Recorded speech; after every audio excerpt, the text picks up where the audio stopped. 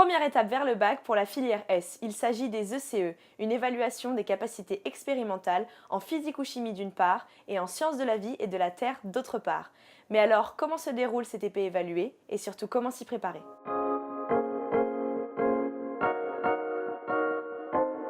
Vous l'aurez donc compris, il n'y a pas un mais deux ECE dans deux des trois matières scientifiques composantes du bac S. La durée d'un ECE est d'1 heure. Le jour J, vous commencerez par tirer au sort un sujet parmi ceux que vous avez traités tout au long de l'année.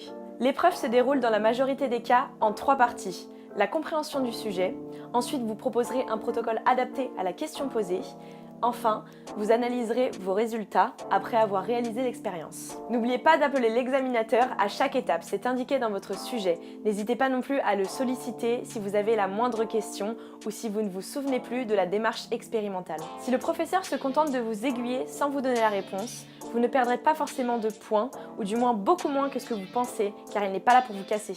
C'est une épreuve qui peut être un peu stressante pour vous car elle se déroule à l'oral et vous ne savez pas à l'avance sur quel sujet vous allez tomber. Mais pas de panique.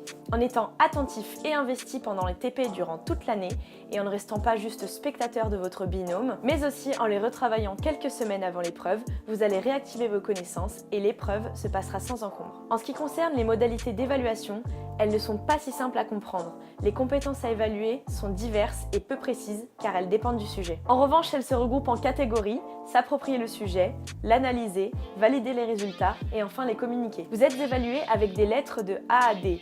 Un A étant donné à un travail satisfaisant avec quelques conseils de l'examinateur, en opposition avec la plus petite note, un D, attribué à un élève n'ayant pas proposé de protocole et n'ayant pas pu le réaliser. Un barème permet de transformer les lettres en points, à savoir 4 maximum par matière qui s'additionneront à votre note d'écrit sur 16 points. Il ne vous reste plus qu'à aller au labo pour vous entraîner.